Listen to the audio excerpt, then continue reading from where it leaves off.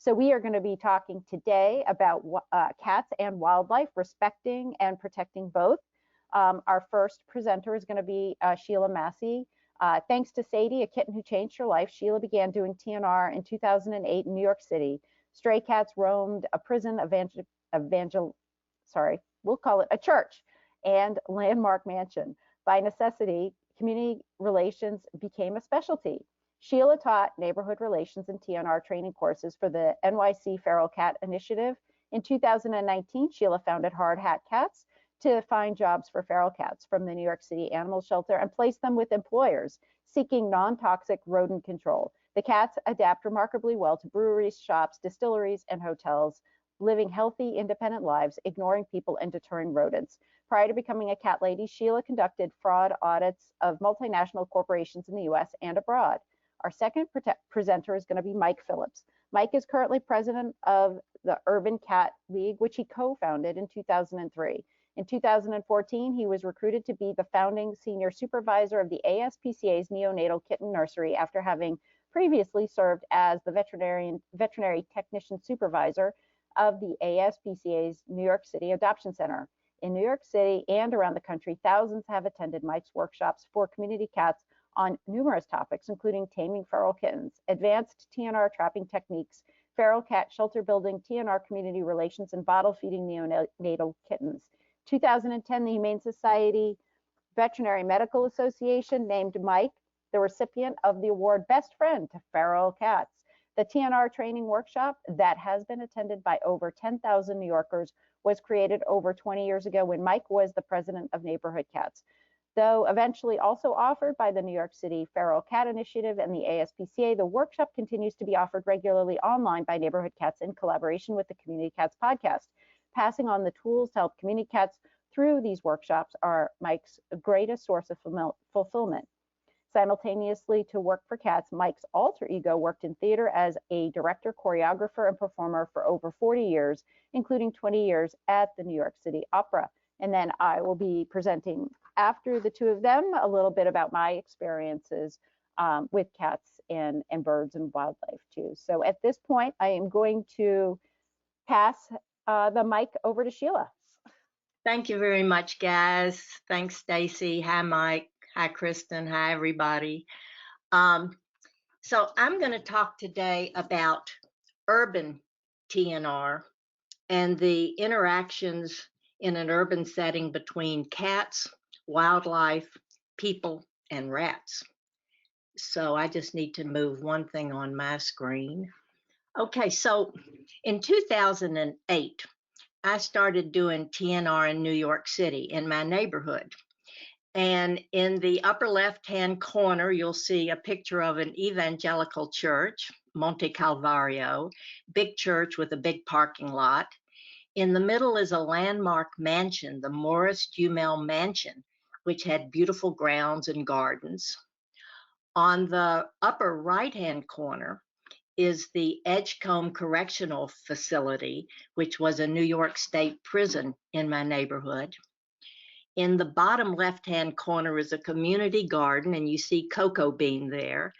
That was a large community garden in the neighborhood. And in the middle is a big apartment complex with an indoor parking garage. And of course, on the lower right-hand corner, we had lots of bodega cats. Now, all of these locations had rats. And if you've been reading the news recently, you know that New York City has a huge rat problem. And it's not just lower class neighborhoods, it's all over the city, even in the upscale neighborhoods. And that means if you're walking back late at night to your apartment in New York City, there's a good chance that a big rat's going to run right over your feet. And the same was true of community gardens. After dusk, the gardeners could not garden because of the red beady eyes in the garden. The rats like to burrow into the compost heap and into the garden plots. People couldn't let their kids in the garden, all because of the rats problems. Now, in addition to the sheer creepiness of having rats around, it's a huge public health concern in New York City because rats transmit about 35 different diseases to human beings, according to the Center for Disease Control. And those diseases, you know them well. There's E. coli, there's salmonella, there's the hantavirus, which affects people's lungs. There's the plague, you know, the Black Death that was carried by rat fleas, and leptospirosis, among others.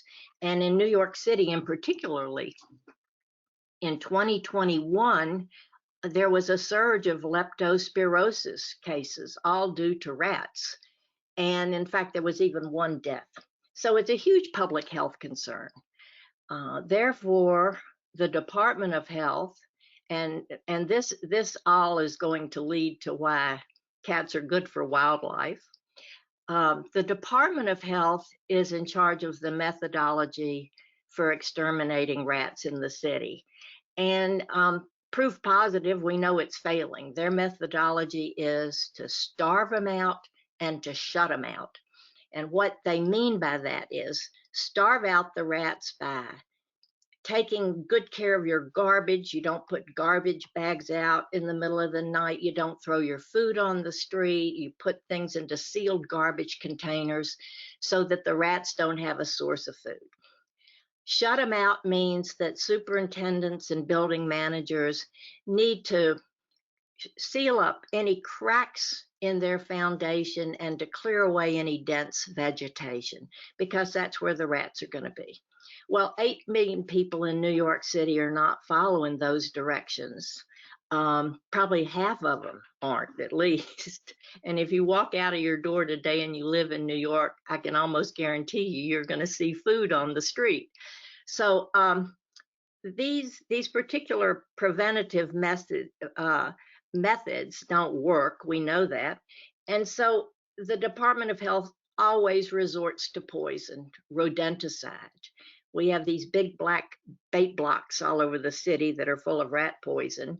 And also they recommend traps. And the reason the poison doesn't work is because a rat only needs about an ounce of food every day. And it's easy to find an ounce of food on the street in New York City. So bottom line is the Department of Health has used these methodologies for years, and the problem has really just gotten worse. So rats were on all of these locations, and they let me do Trap-Neuter-Return, TNR, and colony management at these locations, meaning they let me bring the cats back after they were neutered and vaccinated, and they allowed managed feeding every day and cat shelters for the cats. And very soon thereafter, they were rat-free. These locations, even the 4 blocks, these locations were located over 4 blocks in New York City, and the whole neighborhood was grateful because the rats cleared out. It was a rat-free neighborhood because of the placement of these particular locations and the fact that the cats were there. So I learned an important lesson about this. Even though I had started TNR because I wanted to help cats and get them vaccinated and spayed and neutered, I learned that cats deter rats, and it cleaned up the rat problem in our neighborhood. Now, let's take a look specifically at how this works and why, if you have a TNR managed colony, why that benefits people. In other words, getting rid of the rats and the health problem, but also wildlife. So before we get into the wildlife, let's talk a little bit about some of the wildlife we know in New York City. And I think we need to discuss animal dynamics to really understand why this works and how it works. Animal dynamics before TNR and then after TNR. So sure enough, before TNR, we have cats, rats, and raccoons. They're all coexisting in New York City. They roam, they forage for food. The food's plentiful because there's really easy access, as you can see by the garbage bags right on the street. I always say there's wall-to-wall food in New York City. So there is no need for these animals to compete in an urban or in particularly in a big metropolis like New York City. They just don't have to compete. So you really do have them coexisting before TNR. Now, after TNR, it's a different story for the cats and the rats. But let me just parenthetically say here, it's not really a different story for the raccoons. They're multiplying prolifically in New York City, and they don't have a natural predator, so they're still out there scavenging and foraging. So we'll kind of put them aside for a minute. So as you guys know, after TNR, the real work starts. That's when, after the R, we do the M. That's the managed colony. In other words, you release the cats back, but then the cats are fed daily and they're given winter shelters. And that's what we call a managed colony. And the great thing about that is the cats, they no longer have the need to roam for food. And of course, they're not looking for mates because they've been neutered, right? So the cats, being the opportunists that they are, the cats stay put and they mark their turf. And if you take a look at the picture below, those are 3 TNR'd cats that I released back to the community garden where I had trapped them. And they have no intention of leaving. They're well fed, as you can see, and they're hanging out. So the cats stay put, they mark their turf, and then the rats leave. And as I learned many years ago from Mike Phillips, female rats do not nest where cats live. Rats aren't stupid. They know who their predator is. So the rats, the female rats, first of all, they pick up and leave, and then the males follow. So the rats leave. And I think it's important here to point out that a lot of times I'm always surprised. Even last week, I heard something by an expert, and it kind of correlates with what the Department of Health says. They're all talking about that the cats are not killing the rats, and that the cats are outnumbered by the rats, or that the rats are bigger than the cats, and that, you know, the cats cannot keep up with the rats' breeding pattern. Well, you know what? All of that might be true, but it's irrelevant in a managed colony because the rats are gone. You just don't see in a managed cat colony, you're not seeing this cat and rat combat. It's not a battleground that people keep talking about. The rats have gotten the memo and they've taken off. And I've seen this every place I've had a managed colony, and also with Hard Hat Cats, my nonprofit. So moving on to Hard Hat Cats, because I learned the lesson from managing TNR cat colonies. In 2019, I started Hard Hat Cats at the end of the year, and I had 3 goals in mind. Number 1 was to place the feral cats who were in New York City's animal shelter, put them in steady, good-paying jobs. And by good paying, I guess I mean, you know, good food every day and a lot of TLC. So first goal was to take feral cats who were not adoptable. They weren't lap cats, but they also didn't have a colony, an outdoor colony to go back to, because New York City shelter, if they have a colony, they're going to return the cat to field. The second objective was to provide non-toxic rodent control for cat employers. In other words, employers, more and more I find, they really don't want poison in their workplaces. They don't want to contaminate the soil. They don't want to contaminate the area. They don't want to contaminate the workplaces. And as I learned from doing TNR, the cats provided non-toxic rodent control. The third goal, which really kind of correlates with the second goal, is to promote the social good as a motivator to people. I don't know about you, but when I read all the doomsday news about the climate problems and the extinction of all the different species and the cataclysmic things that are going on, I feel pretty overwhelmed and I feel impotent. And I think a lot of other people do too. And people want to do something, but it all feels too overwhelming. So if you can be the locomotive or be the moving train that somebody can jump on, and in that small way, they feel like they're really doing something good.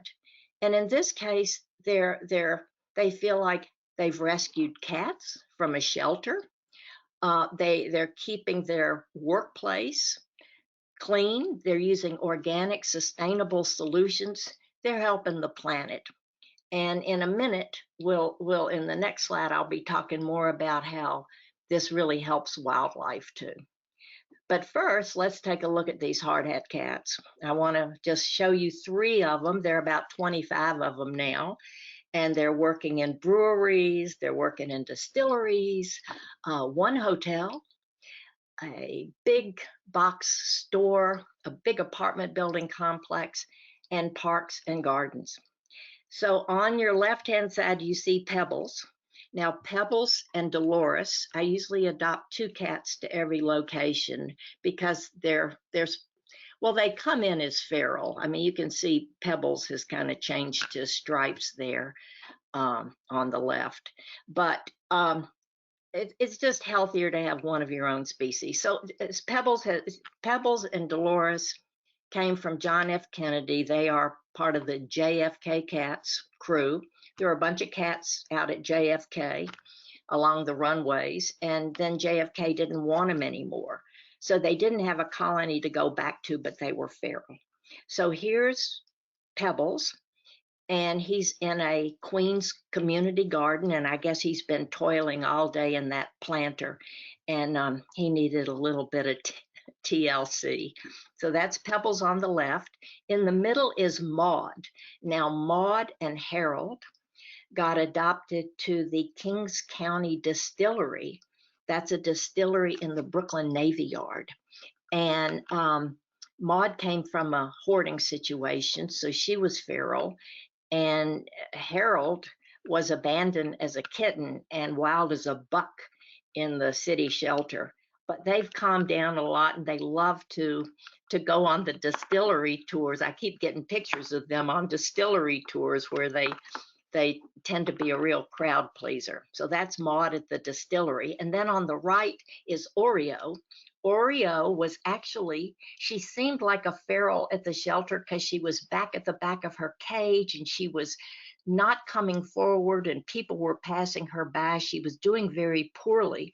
She was an abandoned cat and she wasn't going to get adopted because she had been surrendered and was very, very traumatized. So she works at the Stanford Suites Hotel, that's in Stanford, Connecticut, and they adopted 3 cats kind of after the model of the Algonquin Hotel in New York City, which has always has a very famous cat. So those are 3 of the hard hat cats. And as I say below, it's a win-win-win for the cats, the employers, and the planet. So this is where we get to the part where we really are helping wildlife by doing this. So let me talk here about the interactions of 4 urban species and how we're all cheek by jowl together, mashed together. We've got cats, we've got birds who are right now standing in for birds and wildlife. We've got humans and we've got rats. And there are some really complex interactions of these 4 species. Before I go to the interactions, I just want to mention a couple of definitions here. The first one is invasive species. Basically, that means a species that gets introduced to a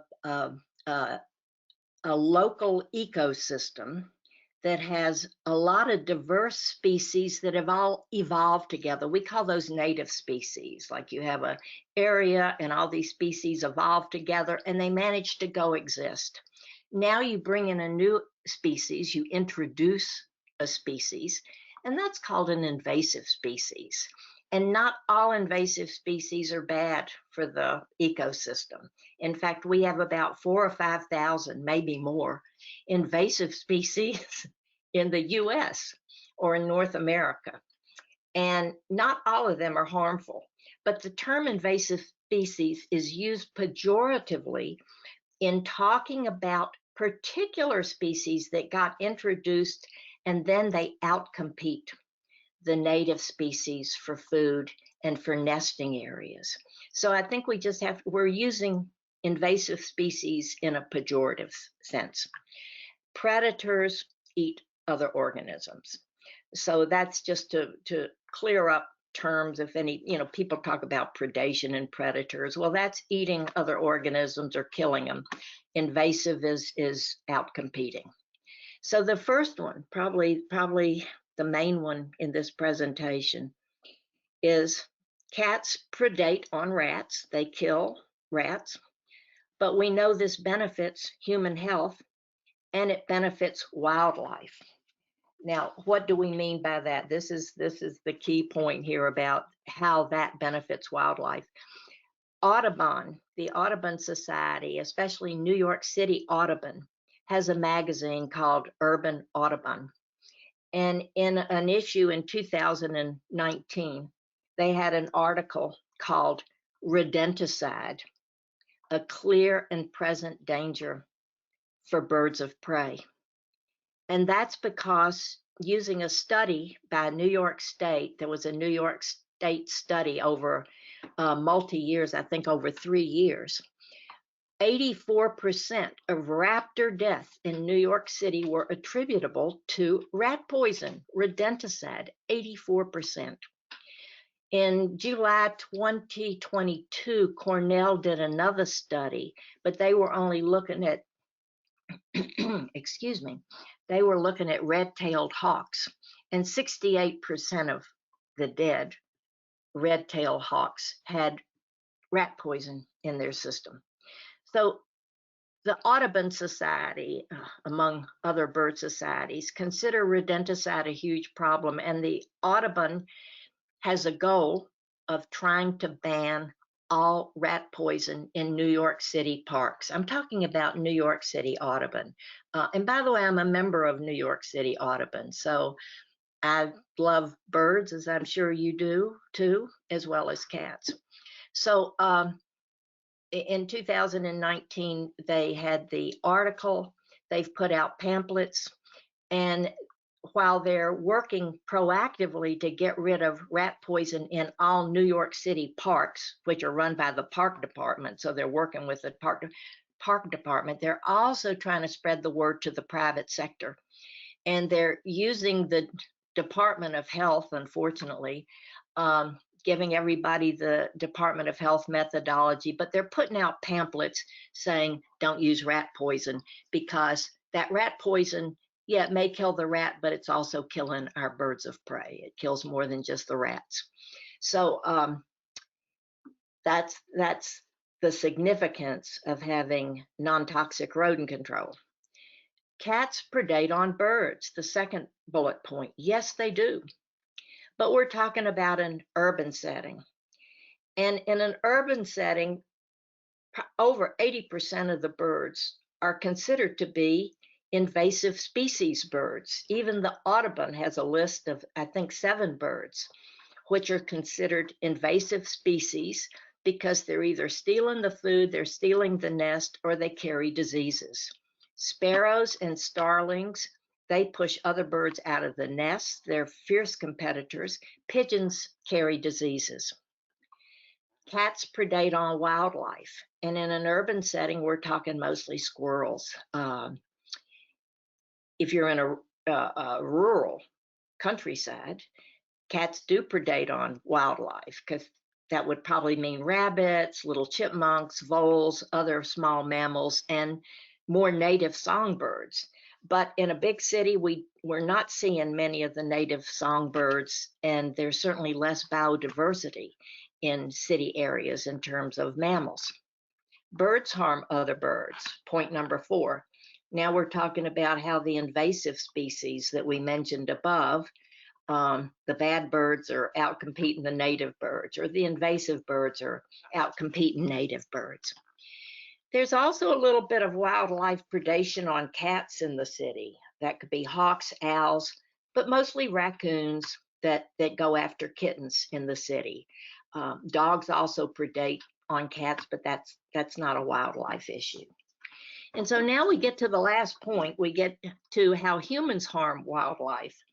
And even though we're not considered an invasive species, there's just no doubt about it that our population density causes habitat loss and injury and death. Specifically, we asphalt over every square inch, and we concrete over, we're expanding, we're building all the time. And the American Bird Conservancy, this is just one of the statistics. There are a lot of statistics out there as to what's destroying biodiversity in the bird population specifically. 78% of it is due to habitat loss. And so we can claim that one for ourselves. Also, in terms of injury and death, in a large city like New York, we build tall buildings. I don't know what the percent is, but there's a lot of bird death that occur because the birds, when they're in their migratory patterns, flying north and south, they collide with the buildings. And they're volunteers with the Audubon Society, and Audubon's always asking for volunteers every morning to clear up the bodies of the birds below these buildings. So we're not considered an invasive species in the pejorative sense, but maybe it's time to think about that. And then here's the last chart, kind of trying to pull all that together, which is not easy because there was a lot going on in that last slide. Okay, so what can we do as I started to say birders, as catters, as cat people, to assess and mitigate the impact of cats on wildlife? I think we've got to get in on this, and we have to be serious about it. Number one, I'd like to say, let's not overgeneralize. Let's get granular. And what I mean by this is the second bullet point, that the risk and solutions are very specific to the local ecosystems. You just can't say, cats kill birds and let it go at that. As an example, if I lived on a remote Galapagos island and that island had exotic, unique, endangered mammals or birds on it, there's no way I would bring a cat onto that island. And in fact, if there were cats, I'd probably relocate them and take them away from that island because they're going to damage that local ecosystem. But on the contrary, I don't feel the same about urban TNR. In my opinion, based on what I've been presenting, urban TNR poses a minimal, I'd like to say no risk, but I'll say minimal risk to biodiversity because we already don't have it in an urban center. And what we do get from urban TNR is some form of non-toxic rodent control, which is a public health concern, but which managed by the DOH, their methodology is not working. And our managed colonies are working.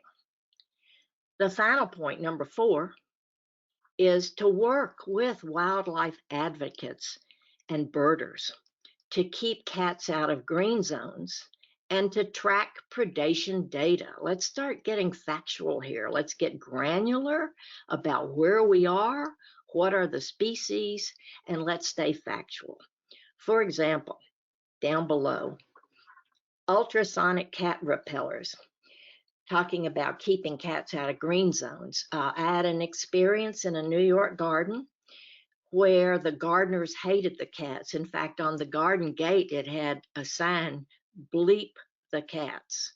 Now, these were really cat haters, right? And if people hate cats, I'm going to try to help them not have cats. So I put in an ultrasonic cat repeller. It detected motion, and then it emitted a terrible sound that was detected by the cats. And the cats took off. It worked perfectly. They have these repellers, although I did not use this type, that have mode settings. So my thought is, if they're green zones, can some of these ultrasonic cat repellers with mode settings, you set it to keep different species away. It emits a different frequency depending on what frequency you're trying, different frequency depending on what species you're trying to drive away. So you might want to drive away the cats, but you don't want to drive away the birds or the rabbits, for example. So I would just start probing solutions like that. The other thing is a great site managed by, I think, Cornell plus the Audubon Society called eBird. Now, I've used eBird because of where my cat colonies were and also where I wanted to locate some hardhead cats. And I was checking the bird hotspots. On eBird, you can put in a city name, you can put in a zip code, you can put in part of a city, and you can see if it's a hotspot or not.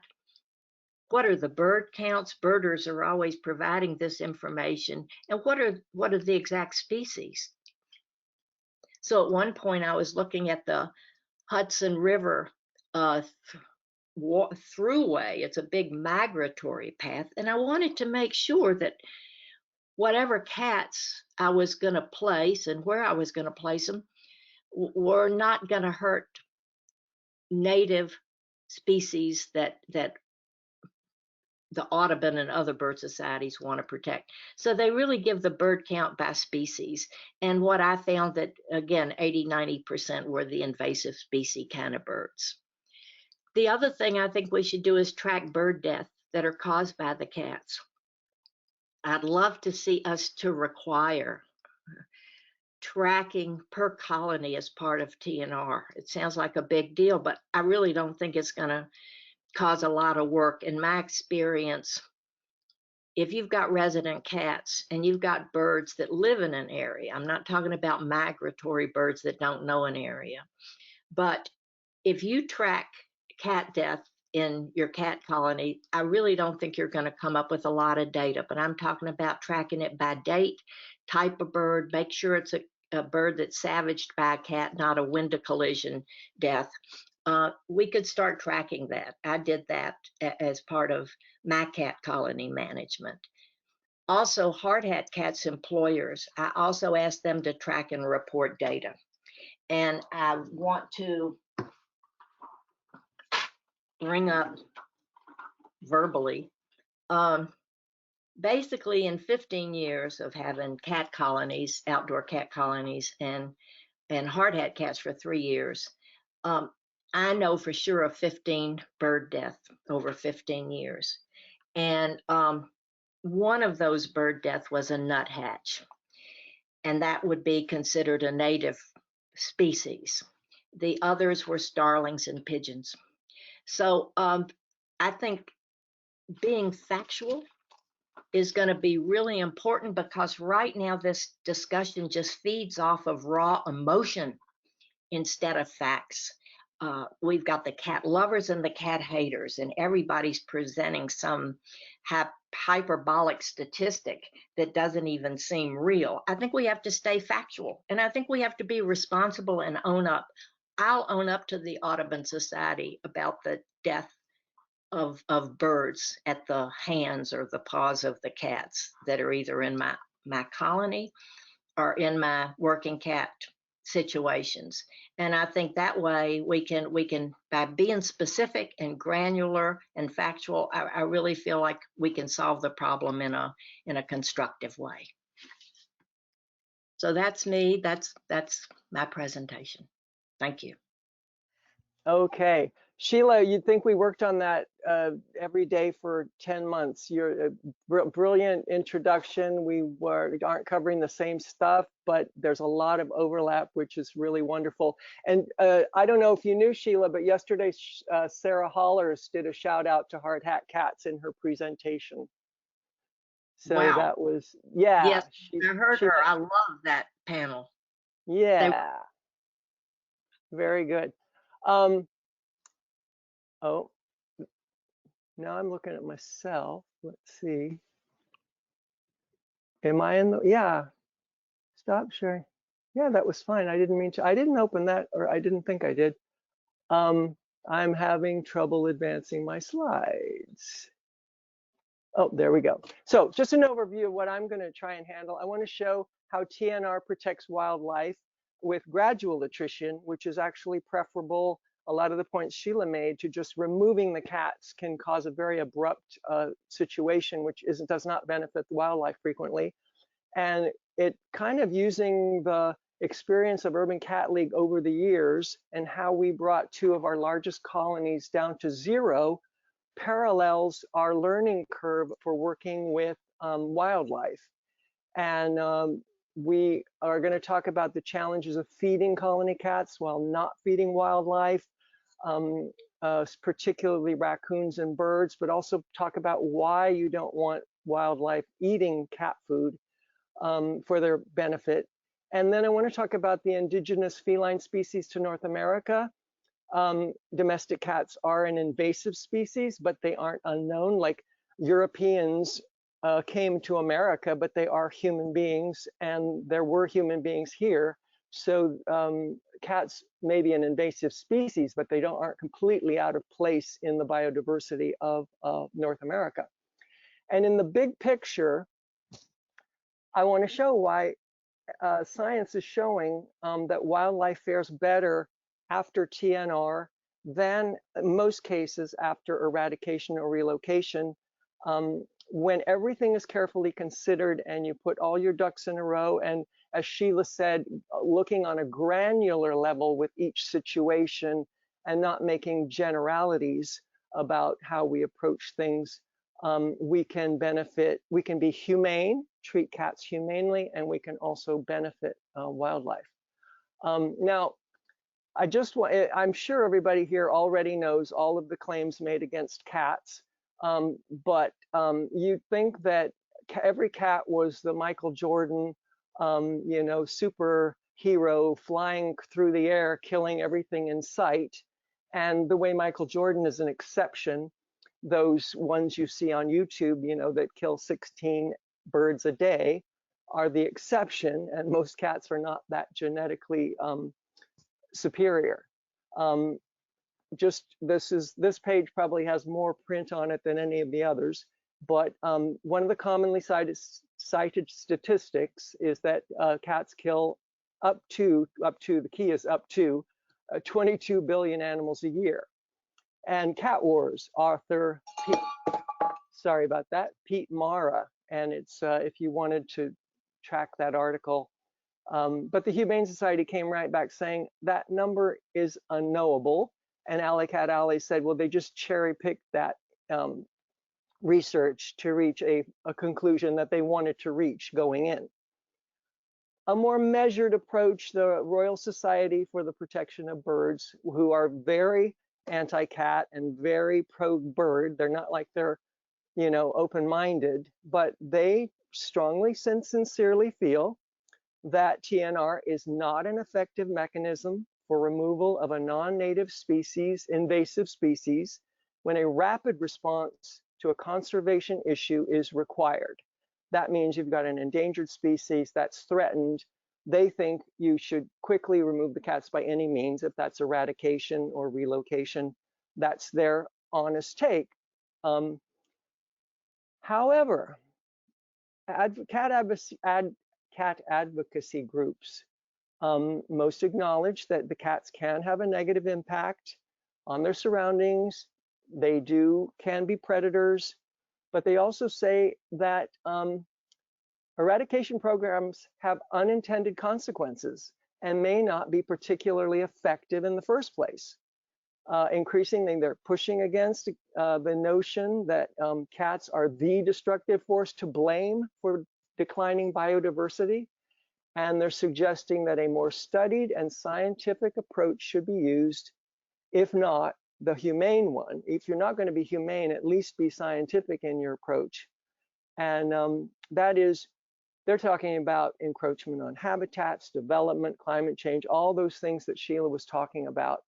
And I want to prepare you, God forbid you're ever in front of a city council having to defend your cat colony and explain, but I'd like to give you information about cats and wildlife and what people have done, mistakes people have made. Let's start with the learning curve. For myself, starting in 1999, I was a volunteer for a group that's now called Kitty Kind. Back then it was called Being Kind.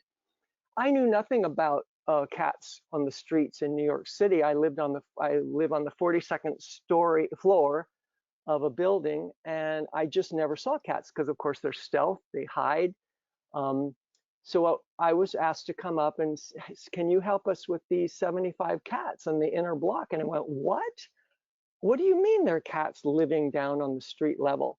So I was taken in behind this beautiful building, the San Remo, where all kinds of celebrities live, Bono, and they say the three Steves, Steven Spielberg, Steve Jobs, and Steve Martin, and Mary Tyler Moore, and just this whole string of celebrities live in that building. And there were, in the inner block behind there, 75 cats breeding, not one of them neutered. Well, maybe one, domestic stray was neutered.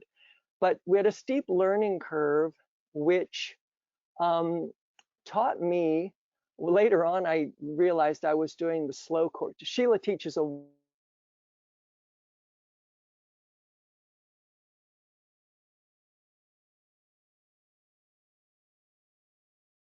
wonderful workshop in neighborhood relations, and I wish I had taken it before I launched into kind of learn. You really don't want to burn bridges, and you want to build relationships and start preparing for your future battles. And one burnt bridge or one snippy conversation with one naysayer can really go against you. But we recruited volunteers. I didn't live in this area, so and had never done adoptions. So we started, fortunately, I was connected to Kitty Kind and had some help there getting domestic strays and kittens adopted.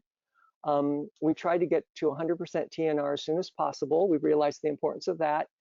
And we started keeping detailed records on each cat because we were getting a lot of resistance. Why are you doing this? These cats are going to live a short, miserable life. They're probably all riddled with disease. And unfortunately, I didn't have the benefit of Sheila's expertise. You listen to people.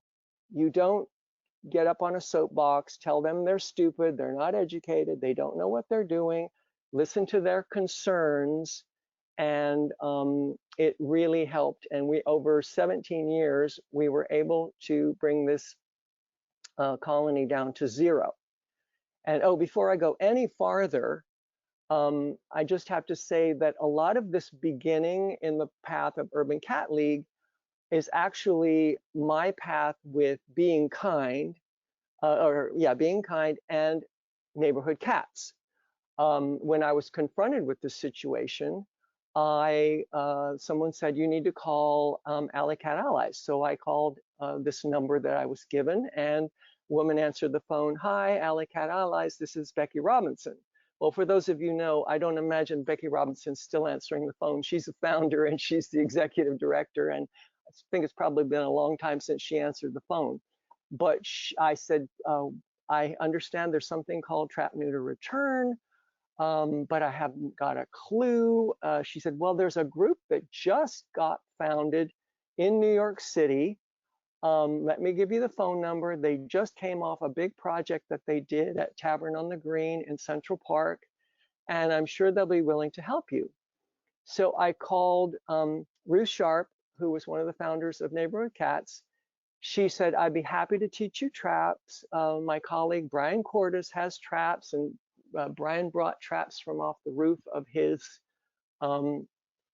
building. And they were very, very, very helpful in getting me started. But one of the things that made the difference with us bringing that colony to zero was teaching ourselves how to tame feral kittens for adoption. And long story short, a group of us from Midtown, Neighborhood Cats is uptown New York, if you're not familiar with the geography, they're way uptown, and we're in Hell's Kitchen, Midtown Urban Cat League. And although they continue with Stacy and the Community Cat Podcast, that workshop that we started way back when, the training TNR workshop, Urban Cat League started a workshop taming feral kittens. And I just have to put in a plug. We have our full-length workshop now on our YouTube channel, Taming Feral Kittens and Cats. It's an hour and a half, really comprehensive, and you might find it helpful. But I think it's, when we talk about protecting wildlife, if we can bring a colony down to zero, what better thing could we do for wildlife than not have the cats there at all? This, back to the situation with the San Remo, it was a series of backyards behind that statuesque big tall building, backyard to backyard. You see that window in the middle, that's the other side, that's the south side of that 74th Street, and Lorraine, who was one of the major caretakers, she's on the backyard from 75th Street. And they're like 16 backyards right next to each other. And 75 cats climbing over fences back and forth. I'm sure when we did our TNR, we must have neutered an owned animal, but fortunately for us in New York City, there's a law. It is illegal to have a free roaming, unneutered animal. So I was always preparing myself for the confrontation I was going to have with some irate animal owner coming and saying, "How dare you, you neutered, you maimed my animal." And I was prepared to say, "I'm terribly sorry. We had no idea, but I never would have dreamed you'd be intentionally breaking the law."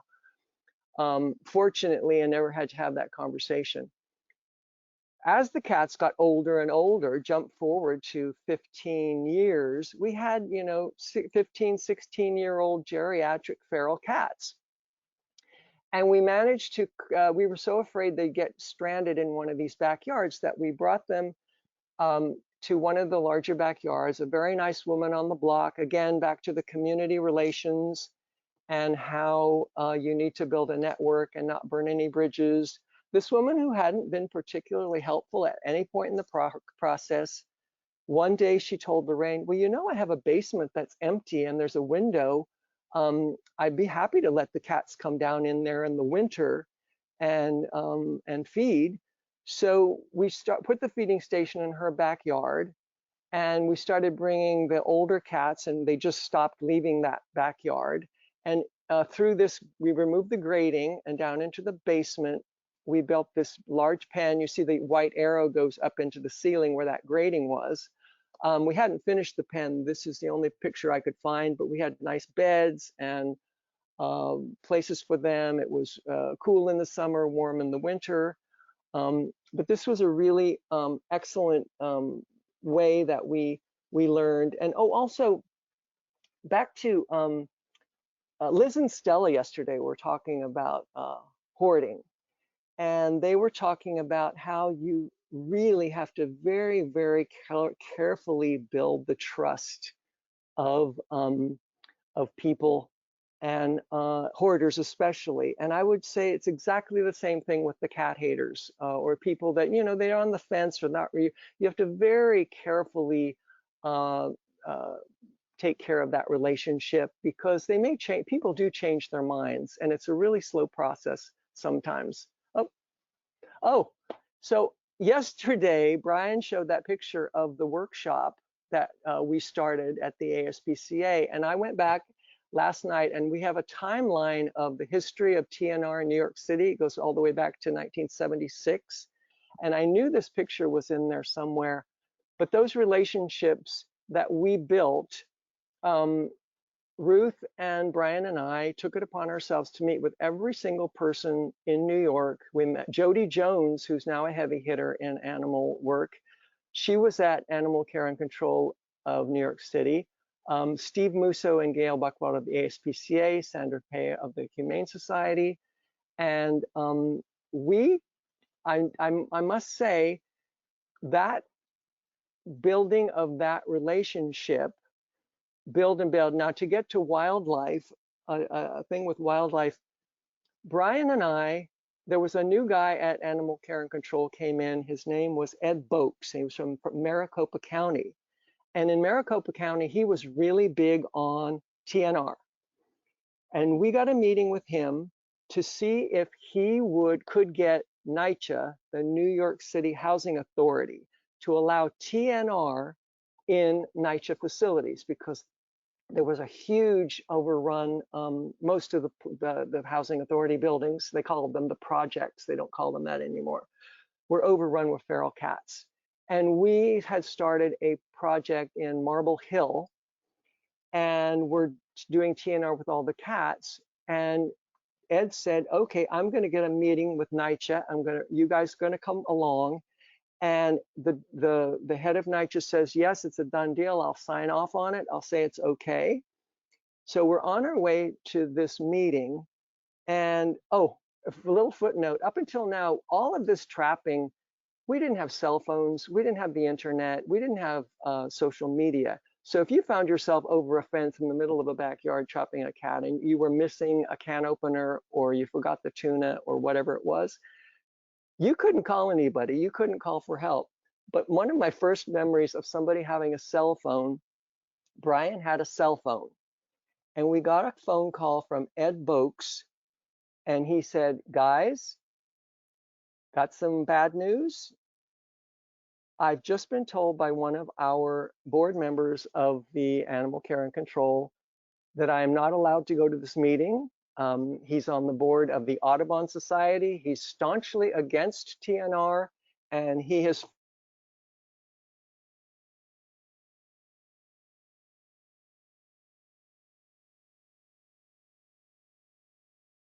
forbid me to participate in this meeting.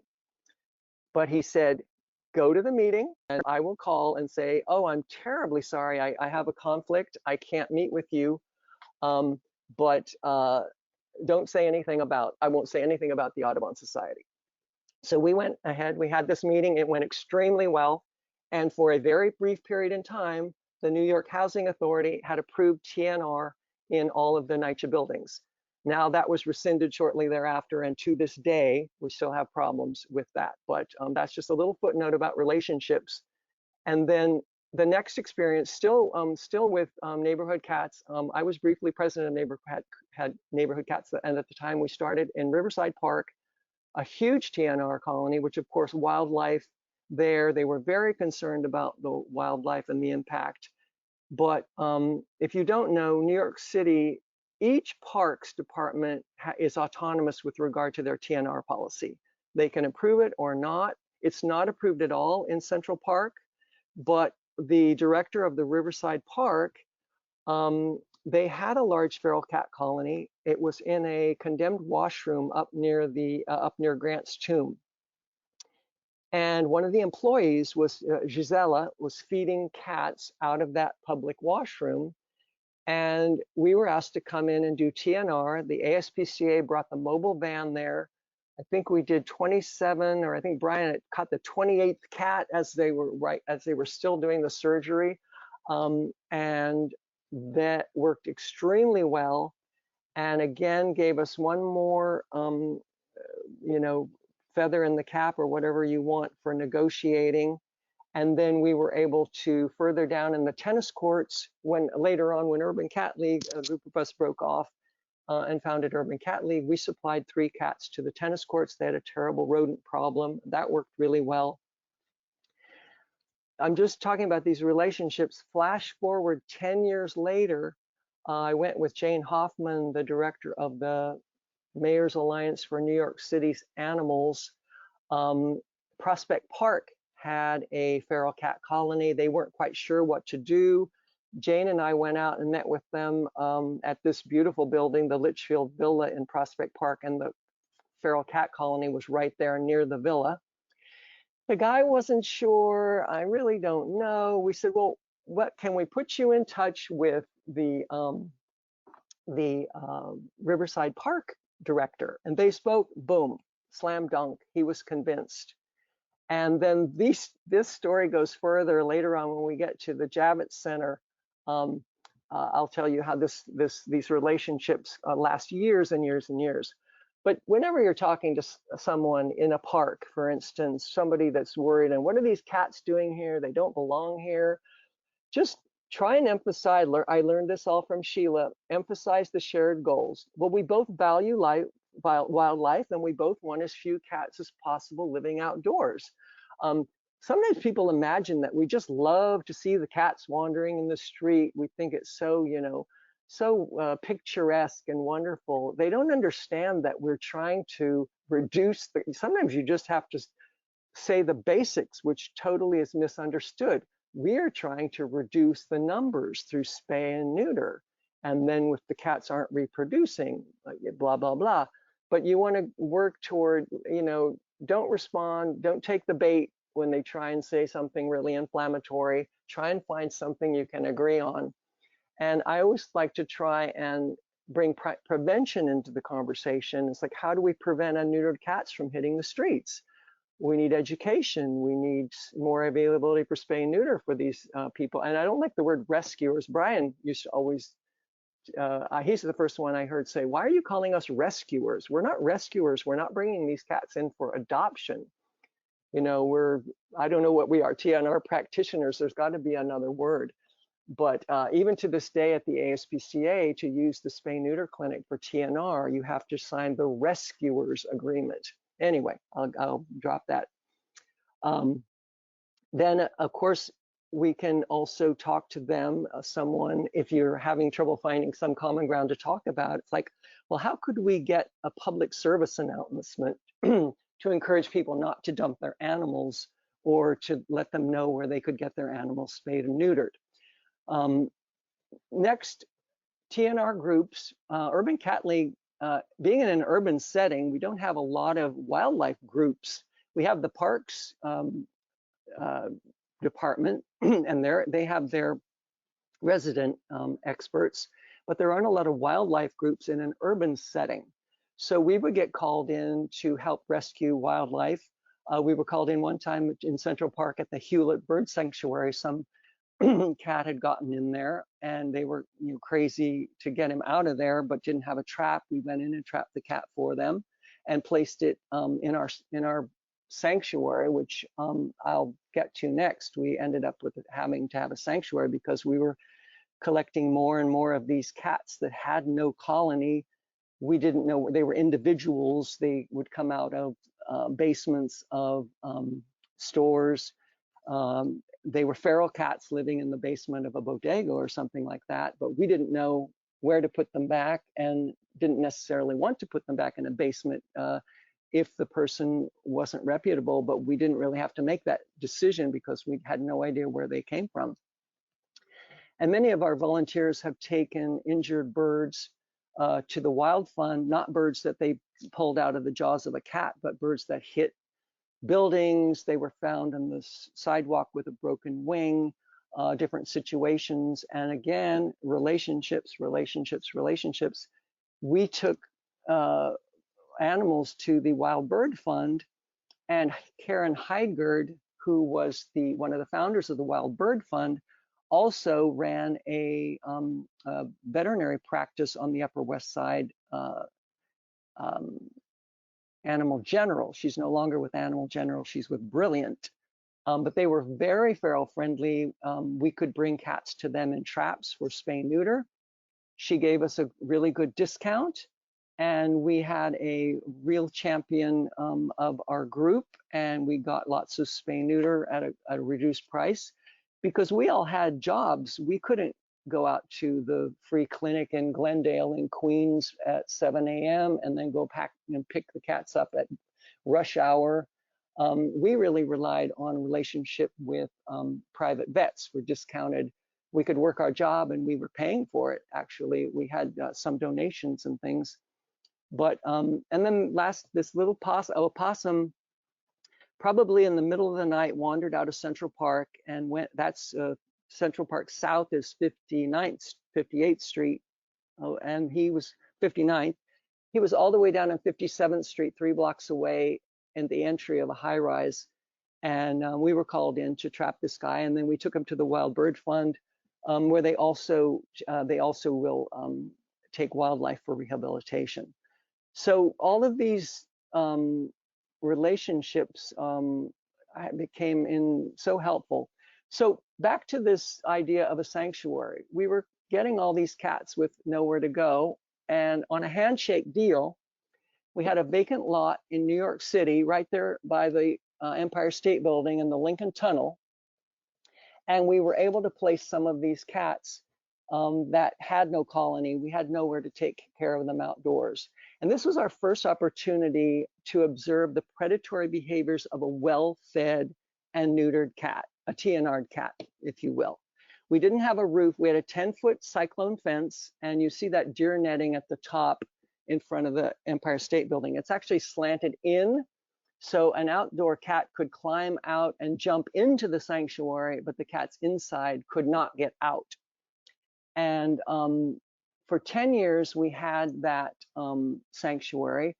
And what Sheila was saying about documenting bird kills, in 10 years, only twice did I ever go there and see feathers. Because since a cat eats everything but the feathers, and it was both times a pigeon, and I don't know whether it was an old pigeon, a young pigeon, I don't know the situation, but the birds were in there all the time. They were cleaning out the dry food. It was before we knew how to prevent them from eating the dry food. The birds weren't the least bit afraid of the cats. So I observed that a well-fed, neutered cat does not have that strong predatory instinct as a cat living by its wits, unneutered.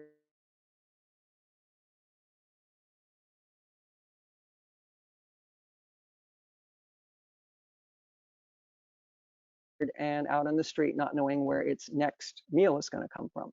So this is the point, and I started Urban Cat League. Kath attended the very first TNR training workshop that we taught at the ASPCA. They loaned us their boardroom, and I met her. She was a neighbor of mine there in Hell's Kitchen, and we hit it off. And at one point, it made more sense for us to work in our neighborhood downtown in Hell's Kitchen. So we started with Lisa Weisberg, who was a executive vice president at the ASPCA, and Gary Granger. The four of us founded Urban Cat League. Now, you might say, oh, those poor cats, they're confined, in a space. Well, it doesn't have to be a prison sentence. You can make it, this is a really high scale one. Ours wasn't this nice, but you can make a really nice, if you have to confine cats for any reason, it can be a Disneyland for cats. They can have a heated indoor space. You can have maybe electricity and running water. You can get a lot of things done more efficiently. Seattle Humane Society is promoting the reduction of the number of free roaming cats. So they have a catio tour where they tour Seattle, showing all the really fantastic catios people have built. You can just Google catio tour if you want, you'll probably find it. But confinement is an alternative in situations where, humanely, you want to remove the cats from either a situation that's bad for them or a situation that's bad for an endangered wildlife. But it can be a good quality of life. Now, Brian might know something about this. On Hawaii's Lanai Island and the Channel Islands, St. Nicholas Island, entire populations were moved into sanctuaries. And I'm going to give some evidence later on about situations on islands. Islands are a really good place to study the impact of cats on wildlife, because an island, presumably cats aren't just swimming there. Originally, the cats came to America on ships, and rats too. The Norwegian rats came on ships, and then they were in dock and they came off.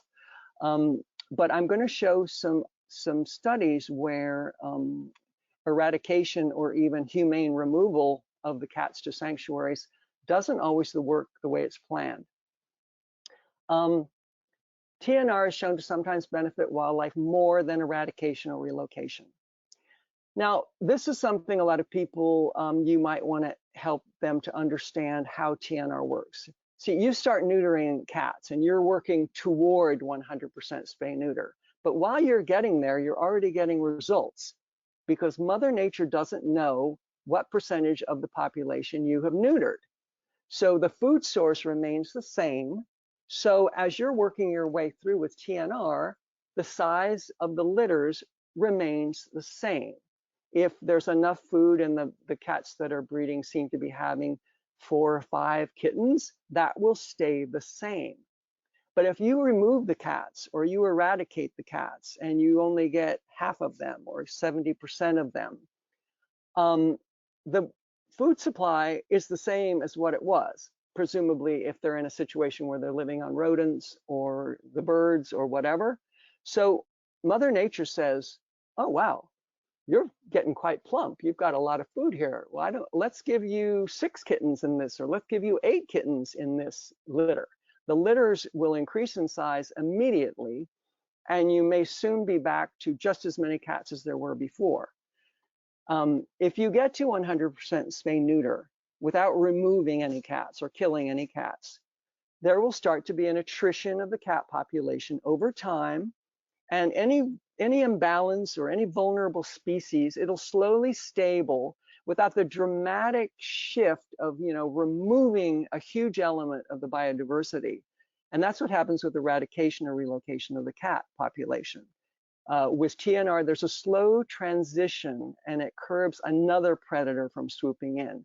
I'm going to show some examples where they removed all the cats and then they created even worse situation. Either the rats or the snakes came in and started taking the eggs from the nesting birds and things like that. And all of this, these extreme examples with endangered, Stacy's going to talk about, she has real street cred about working with endangered species. Most of us do not, but these examples will help us if we're ever in a city council meeting and we have to defend a humane TNR project as opposed to eradication. Knowing about these dynamics, and Stacy will elaborate, but knowing the dynamics of how this works gives you real credibility. And again, these relationships that you're building, if you're ever in that situation, you have to defend the existence of a colony to a city council or something like that. You want to have as much credibility as you can. You don't want to be exaggerating things. So now Urban Cat League had all these cats, and we lost our sanctuary in Manhattan. We had, on a handshake deal, we had this sanctuary in Manhattan, and it was sold for $6 million. The woman that owned it, and which had just sat there empty, and she called one day and said, well, you're going to have to move the cats. You have 2 months. We were fortunate enough to do that. And then our wildlife learning curve took another tilt as we went out 30 miles outside New York, and all of the cats are confined, some indoors with these catteries you see, some outdoors, very large pens with indoor cedars. We actually took the original cedar shed from the original sanctuary and attached it to one of the pens for heat and cool place to go in the winter, in the summer. But here's how we learned. This is what it's like outside of New York City. These are some pictures that we took of cats, of wildlife that are right there. Here come the bears coming up to visit. None of these animals have ever had a problem. The cats ignore them. We do have some free roaming cats in the neighborhood. New Jersey people seem to just love to let their animals run free. And we've accumulated about 6 that we've TNR'd, and they are free roaming, but there never seem to be any run-ins with any of the wildlife except, oh, the poor chipmunks. I like to think what Sheila was alluding to earlier is that the female chipmunks have just left the area. because you can see these two cats aren't going to get that chipmunk, but they're not, the frog to the left, they're not remotely interested in the frog, but boy, the chipmunks there, we had a lot of chipmunks at one point, but I honestly will say that chipmunks are, they're not endangered. There are a lot of them around, but there aren't any around cat areas the way there aren't rats around cat areas. We don't need to go into this too much, but I just thought you might want to know that vectors for rabies, wildlife, cats can get rabies. You want to make sure they get their rabies vaccination. And I have asked several vets, and I can't get a straight answer really. You know, we give them one rabies vaccination when they're neutered. In theory, we should trap them every 3 years and take them in and get a booster. I don't know of anybody that really does that.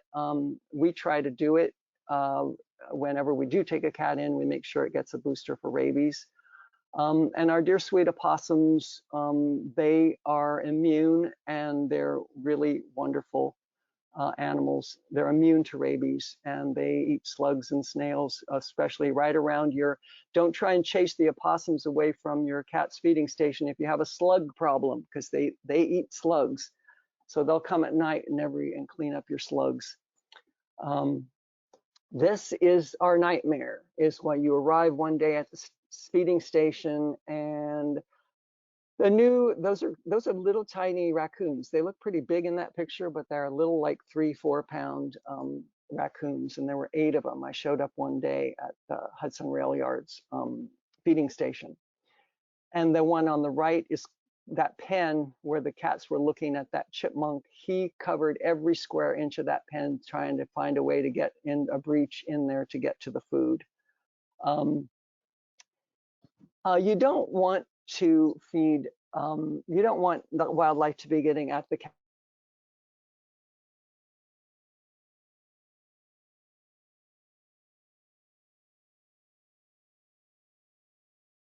food if at all possible. Diets develop over millennia, and the digestion slowly. A few hundred years ago, we didn't have granulated sugar. You couldn't put a teaspoon of sugar in your coffee, and you couldn't bake cakes and cookies and all this sugar. We just didn't, we got it in fruits and things we were naturally eating. Grains, you had to chew grain, mix it with, you know, digestive juices and get the nutrition. Then they figured out how to grind up flour and make bread and all this stuff, and your body's getting this avalanche of nutrition that it didn't always get. So now we're seeing these digestive issues with gluten intolerance and obesity and diabetes, directly attributable to a change in diet that our digestion has not adapted to, and will probably take another 100-300 years to adapt to this change in diet. Same thing with wildlife. The things they find naturally within the habitat are things that they're suited to, their digestion is suited to. If you want to help wildlife, plant chestnut bushes. The foraging animals love chestnuts, or research what particular animal that you want to support and try and support them in a natural way. You can plant in advance, especially in the winter is the toughest time. You really want to weigh carefully the urge to supply any food to wildlife. Now, the Audubon Society says, yes, by all means, supplement, you know, feed the birds in the winter. But they make a huge point about keeping the bird feeder clean. The birds don't like most seeds. You want to buy the more expensive, or at least the right one, whatever it costs. They don't like the millet. They just push it off, push it off, push it off. It falls on the ground. It gets wet. It gets moldy. Other animals come by and eat it. It can cause them to get sick. Same thing with your cat feeder. I was visiting a colony one time, and they just had a trough that they just kept topping off with dry food. And I just brushed away the top 2-3 inches of the dry food. And at the bottom, it was wet, moldy, disgusting. And, you know, I said, you know, you might want to empty that out and really clean it a few times a year. Because I don't know, the food on the top looks okay, but down at the bottom, it's really, really disgusting.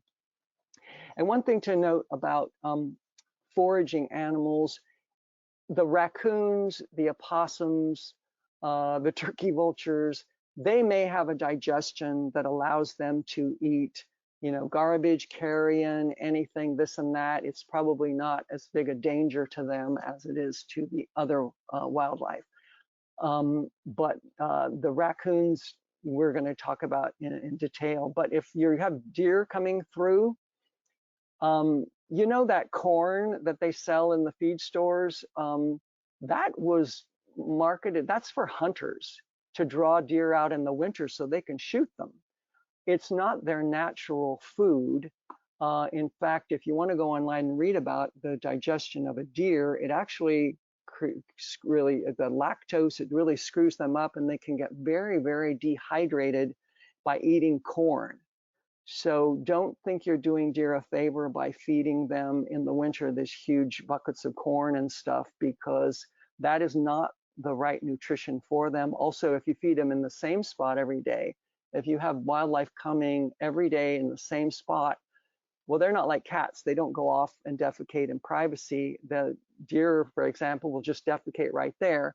Then they come back the same next day and they're in the same spot, eating in the same place and defecating. That's not naturally what happens in the wild. They eat in different places, they defecate spread out, you know, so you don't want to create a magnet of contagion. Hacks for birds. Birds don't like to go inside. Some birds, the kind that will, the pigeons and whatever, that'll just sit there and just clean out your entire dry food container.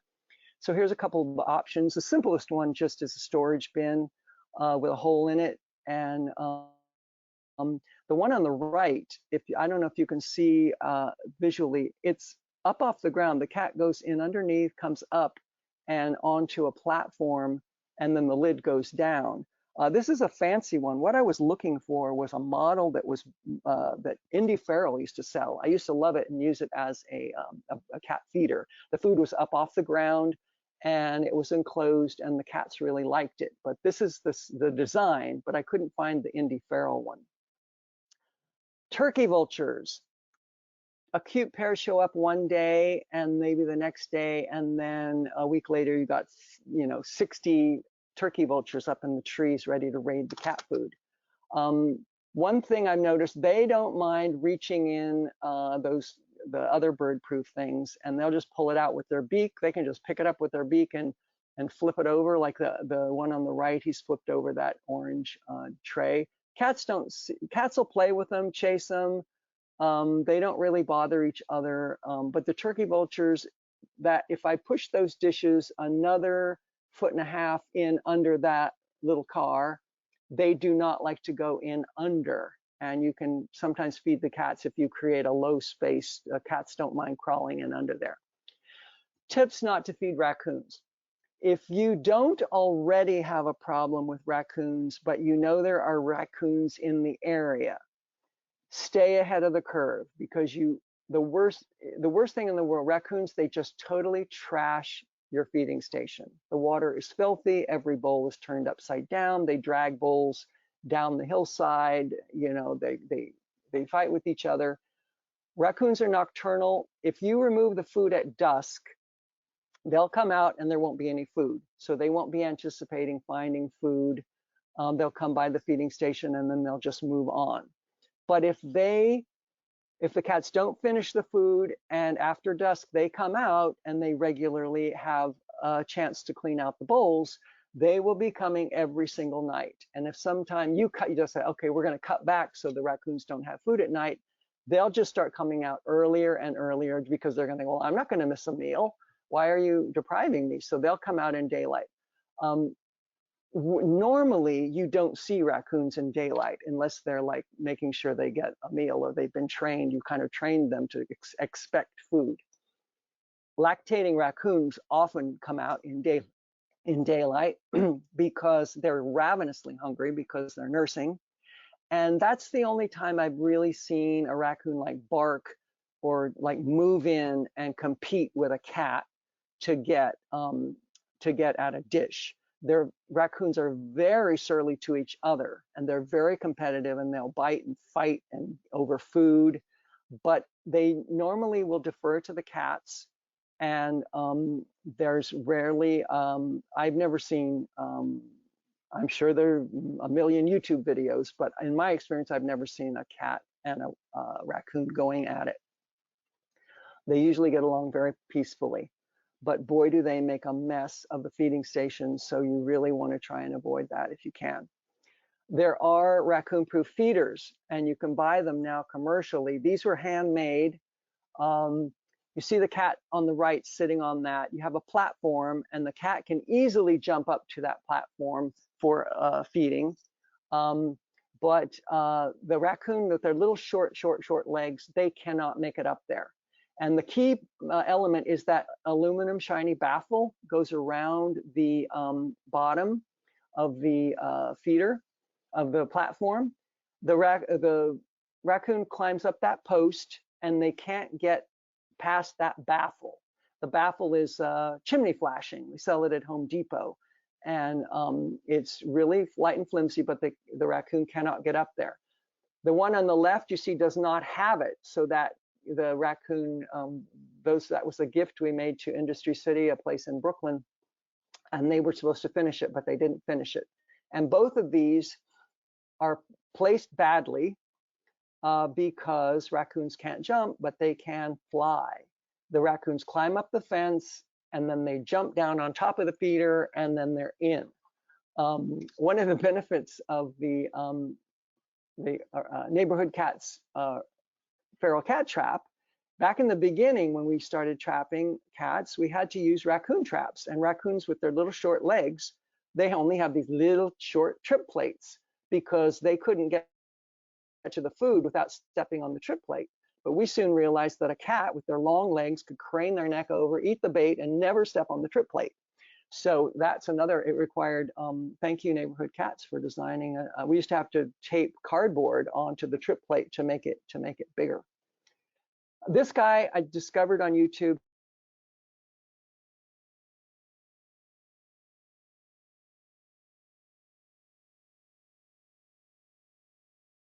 He goes by Ozark Wild. He's got a video. If you want to build one, it's an excellent video. You see the white left there? He laughs about it. He showed it himself.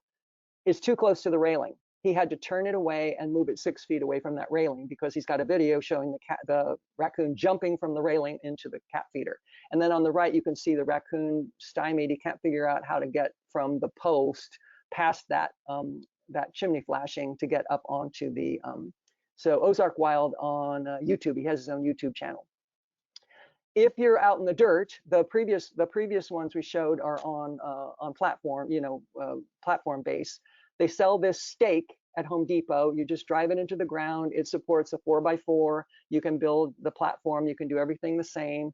You don't even need to have a house on the top. You could just have a platform. You'd have, it'd be a mess in the rain. It could get wet, but that could work for you if you don't have. And then up above that website, arcworkshop.com. They sell both types. They're like $300, whatever. But if you don't want to go to the trouble, if you don't have the skill to build one, but you need one, you can just buy one from them. Okay, next step in our wildlife learning curve. Urban Cat League was called in. There's some kittens running around where that yellow arrow is. There's some kittens running around near the Hudson rail yards on the railroad tracks. Can we come and take a look? This is right near the Jacob Javits Center.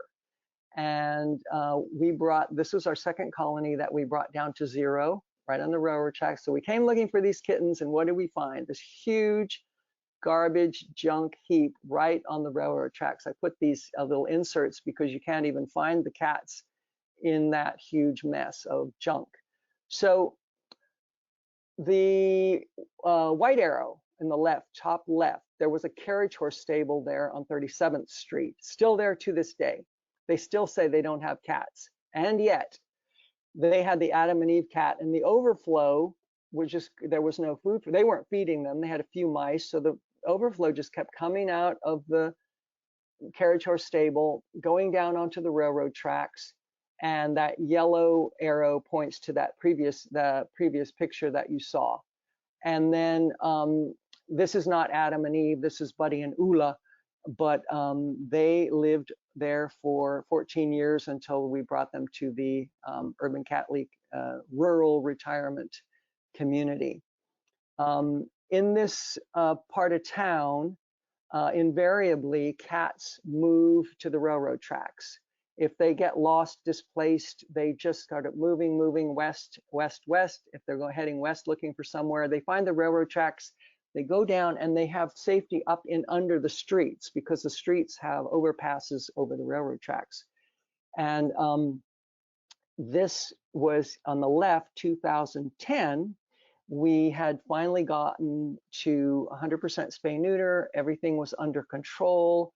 And then we find out that they're finally going to start construction on the Hudson Yards project, which you see on the right there in 2017.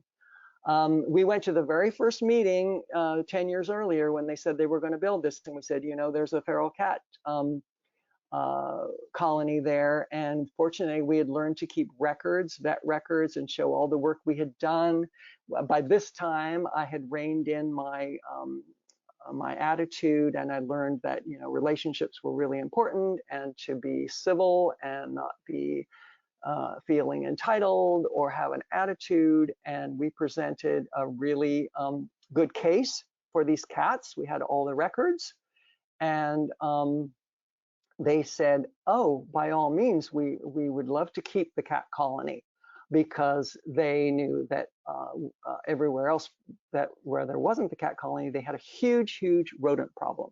The only place they didn't have rodents was there at the site of that junk heap, where you would think there'd be more rats than ever, but there were none in that area. So they said, we will pay, we'll create a structure to house the cats until we finish the construction, and then afterwards we can release the cats, relocate them into the park. We thought, oh wow, fantastic, a park. Well, we looked at the designs, and the park actually was just a sidewalk with shrubbery. So there was really nowhere for the cats to retreat and stay away. So we ended up relocating the cats because since 9/11, the cats would have just gone back down onto the railroad tracks. We wouldn't be able to care for them. You can't get on Port Authority property anymore since 9/11. So they have a huge problem with rodent infestation at the Hudson Yards because they don't have a resident cat colony. Right across from the colony, when 9/11 happened, they built a huge wall along the railroad tracks. We were forbidden to go down on there. They divided the cat colony in half. Some of the cats were at the Javits Center, and some were right across the railroad tracks in that junk heap area. Wildlife, they were having a problem with birds hitting the Jacob Javits Center. So the Rebecca Marshall, who had become the new energy and sustainability manager of the Javits Center, she supervised the project. They removed all of the glass and they replaced it with glass that had this glint in it that the birds could see. So instead of picking up during migration, instead of picking up hundreds of birds off the pavement every morning, and they rebuilt the roofs so the birds could nest in the roof. And they also had the resident feral cat colony. I was called to a meeting by Rebecca, and she said, would you please meet with me and Dr. Susan Elbin, who is the Audubon Society Director of Conservation and Society and Science for New York City. And we sat down, and I was saying how exciting it was. It's all this for the birds. She said, yes, but the cats have to go. That's what I'm here to talk to you about. And this was Dr. Elbin. She said, Rebecca, I think the cats absolutely have to go. It's just not safe here to have them. Well, fortunately for the cats, Rebecca Marshall had experience with TNR. She had done TNR in her backyard where she lived in New Jersey. And without batting an eyelash, she said, no, that's not even negotiable. It's not, the cats aren't going anywhere. Because they had had a very good experience. They had a terrible problem indoors with rodents.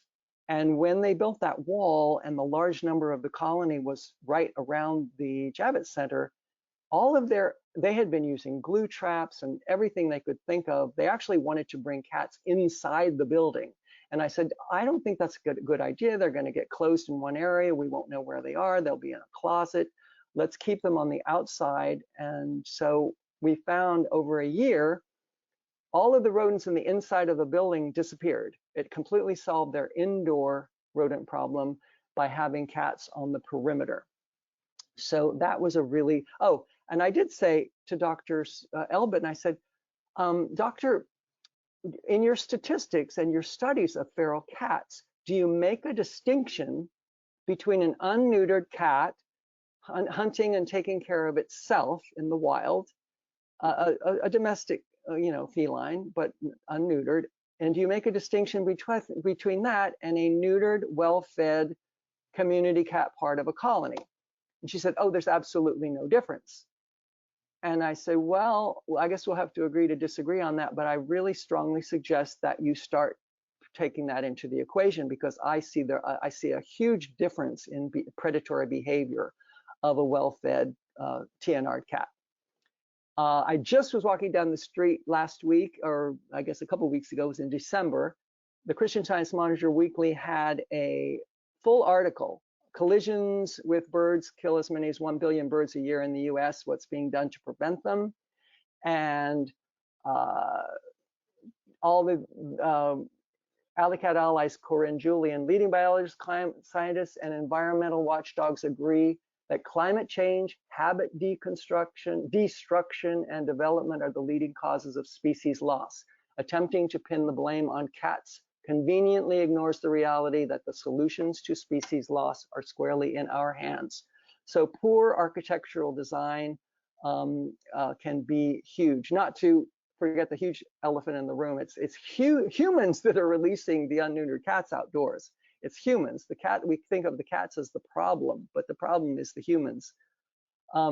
Just briefly talk about foxes and cats. People worry. I see a lot of foxes out here in where we have out in the country. See the cat chasing the fox. I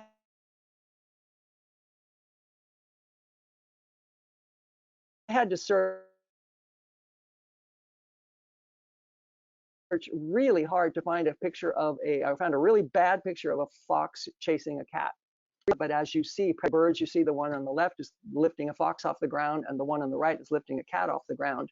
But foxes and cats often, oh, and Sheila was talking about rodenticide. The predatory birds, if they eat a mouse which has ingested rodenticide, it is that can kill them. So caticides, sometimes foxes really do not like cats' skittishness and offensive nature. Foxes will run away at the slightest thing, but if a cat is friendly and doesn't chase them or hiss at them, they can become friends. The reason we see foxes so much is that coyotes they don't eat little foxes, but they're competitors for the food source. So they will go into a fox den and they'll kill all the kits. So knowing that, the mother foxes tend to nest near houses, under porches, close to humans, because they know the coyotes do not like to come near people. And Corinne yesterday in her MSPCA presentation, she talked about coyotes. So I'm not going to talk too much about it, but she corroborated that it's not a huge risk. It does happen. Coyotes do prey. I know in Los Angeles, they seem to think there's a huge problem of coyotes preying on feral cat colonies. They say there are no white feral cats in New Jersey. The darker cats can freeze and hide at night. And I've noticed that LA cats, when dusk happens, they all go up high. They jump up into the carports. They know to get up off the ground to say, and then once the coyotes are gone in the morning, then the cats come down. 6 feline species indigenous to North America: bobcat, puma, Canada lynx, ocelot, jaguarundi, and jaguar. So it's not as if there are no native cats in New York, in America. They're all decreasing in numbers, however.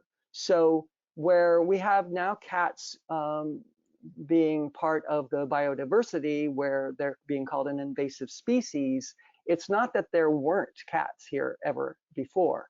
The leopard actually is near threatened status, and they aren't big cats. These are, only the jaguar is genus Panthera, and they're all the smaller felinae. The other 5 are small cats. So the idea that we must kill cats to save wildlife is both scientifically and morally flawed. Cats have been a part of ecosystems for thousands of years in many cases, and removing them can destabilize the relationships between the different predator and prey species with dire consequences. That's Corinne Julian from Alley Cat Allies. I'm just going to finish with a few things that you can look at. You have a printout of these slides, so if you're ever, God forbid, in front of the city council, these might be some things you might be able to use. I'm just going to conclude with a couple of clips here. I'm not saying you can't make good faith judgments about what's invasive or not, but you always have to do so in context. You can't a priori, which means you're sort of out of hand, claim cats are always a problem everywhere. You have to think about the site and the situation. That's William Lynn, a research scientist. And then this is a couple of cases you might want to cite where the eradication was miscalculated.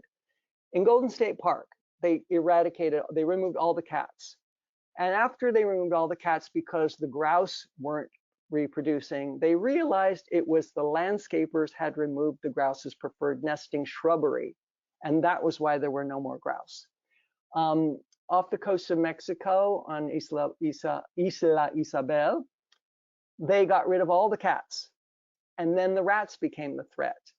So then they eradicated all the rats. And then the snakes started preying on the ground nesting birds that they were trying to protect in the first place.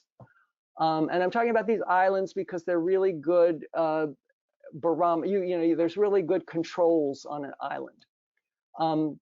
Marion Island, they did the largest eradication of any number of cats on an island. 3,400 cats they eradicated to protect the seabird population. And now they're planning a mouse eradication project because now the mice have gotten so out of control. In the Cayman Islands, they used cameras, transmitters, and special equipment to track causes of iguana deaths. Now, iguanas are kind of like rats. The adult rats in New York, the big, huge rats, and the big iguanas they're under no threat by the cats. The cats don't kill the huge rats. They don't kill the huge iguanas, but they do prey. They can kill their babies. It was found to be, it was the road vehicles, the loss of habitat and development, and the iguana's tendency to congregate around the open roads and built up areas. That was why they were dying.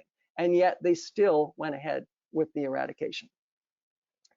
When cats were removed on Macquarie Island in the Pacific Ocean, the rabbit population spiked dramatically, devastating local vegetation and threatening the food source for many species. So here we have something new.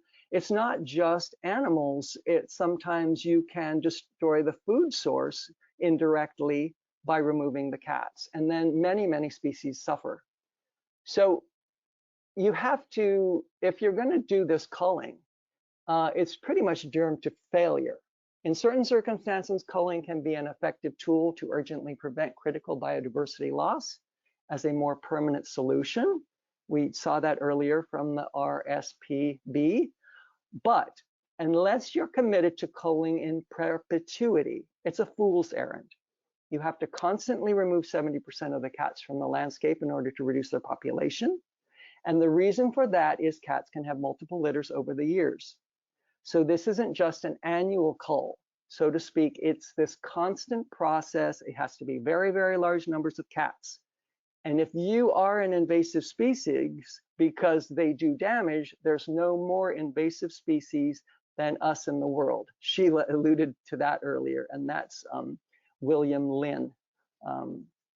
Now, very last, here we go. In non-crisis situations, this is more what we're dealing with. We're not dealing with an endangered species. TNR is clearly the humane and effective long-term method.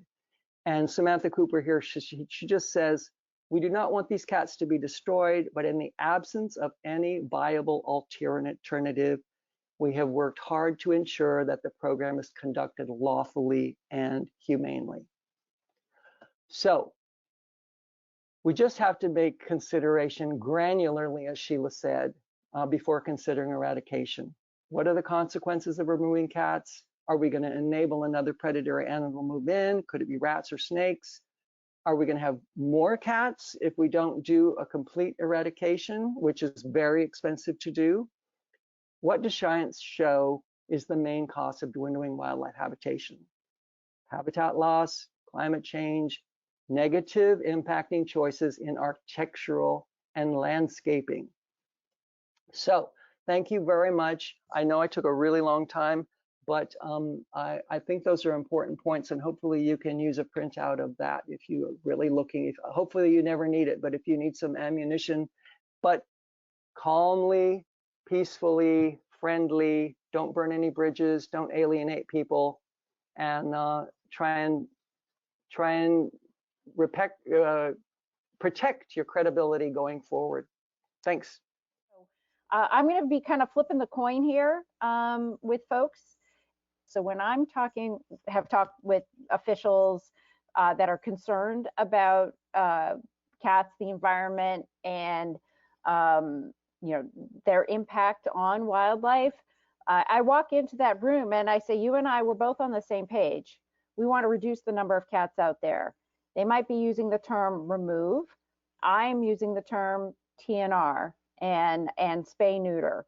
And so my objective usually in these meetings with officials, and I have talked with U.S. Fish and Wildlife, I have talked with Board of Health officials, I've talked with city councilors, and of course I've had my handful of, or plenty of conversations with animal control officers and that kind of thing.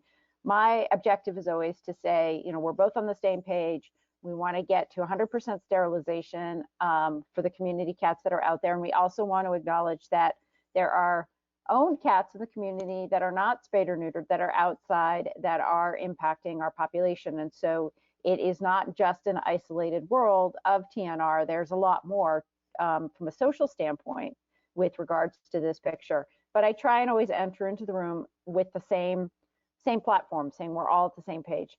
There have been 3 case studies: Newburyport, Lowell, Fitchburg. Those were 3 projects that I was involved with over the years. Newburyport, in the nutshell, was 300 cats, 14 feeding stations, started in 1992, TNR'd everybody, 125 kittens off the first year, population down to about 200. We had feeders feeding the cats twice a day with IDs and charts and tracking. It was a very high management, high maintenance situation. By 2008, the last kitty passed away, and now there are no community cats in Newburyport, and there are no managed feeding stations. So that's sort of the nutshell. And that Lowell is a larger city in Massachusetts. We were told there was no way ever to get the situation in Lowell under control. In about 5 years, with a lot of free spay neuter offered, which was through a grant through Brian when he was at PetSmart Charities, with our mobile spay neuter clinic, our Catmobile. So we went at that more from an owned side of the situation. So we were basically offering free spay neuter to all the owned cats for the residents in the city of Lowell, and that made a tremendous impact. We also had a small group called Lowell TNR, and they were doing the pocket colonies, but that was a much faster process because we had the owned cats also covered. I've also done work in Fitchburg too, and that was at the request of the Board of Health. They asked us to come in and get involved, and so we had Catmobile involvement. We had TNR days where the cats were doing recovery in the firehouse. The fire station would move the truck out, and we would do the recovery in the fire truck bay with the Catmobile outside doing spay neuter surgeries. So just a couple of case studies. Now Newburyport is home of the piping plover. We have an Audubon center there. We also have the first Coast Guard station there. So it's really a pretty intense, we've got lots of reserves. Plum Island, if you Google Plum Island, you can sort of see more about that. And so we really always had like a bird situation, but I think that because we were there and we were doing the cat stuff before Audubon built their huge center, really gave us an advantage for sure. And the fact that we were really focused on 100% sterilization, as well as helping the owned cat community, you really, in reality, I don't think you can go wrong on that situation.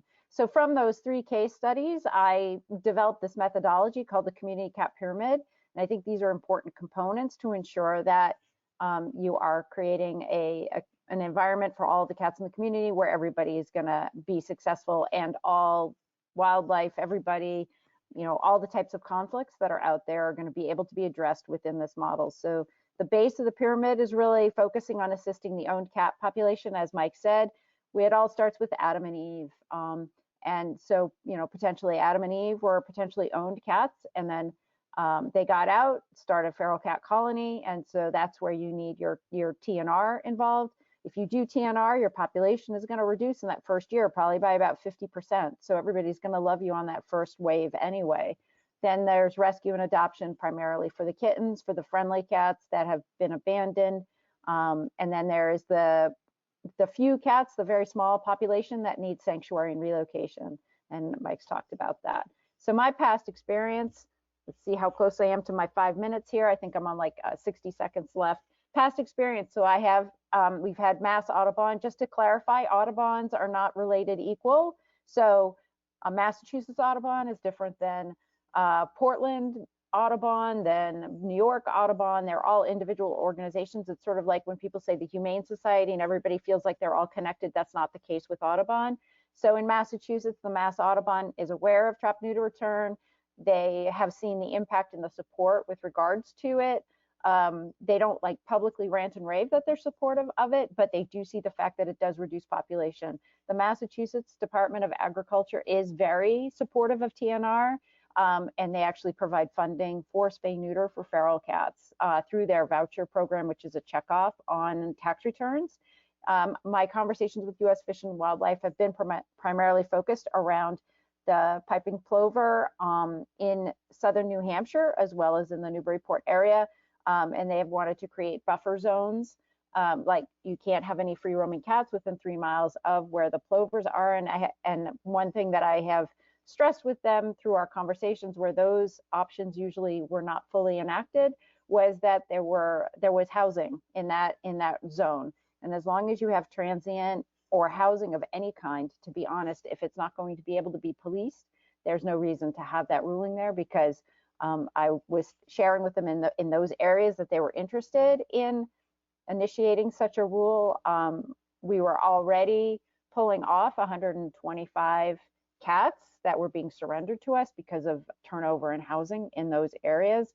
And so if you're alienating the TNR groups and pulling and moving them out, and so there really aren't any watchdogs, any hands-on groups there because of alienation, emotional issues, etc., they're going to see their population grow substantially. And I did more than just what I'm saying to you in 60 seconds. I had run some numbers based on what we had, and I was like, well, 3 to 5 years down the line, you're not dealing with 30 cats on the waterfront. You're dealing with 150 cats in the waterfront area. So, and they were like, oh no, we don't want that. So, it's really running scenarios and sharing that information with them. So just to share, Mike talked about catios and he talked about Seattle. There's also the Feral Cat Coalition in Portland Audubon. They've created this Cat Safe at Home campaign, which has really gotten a lot of national press. So they really are promoting a combination situation to be able to have bird habitats, to create special bird habitats in Portland.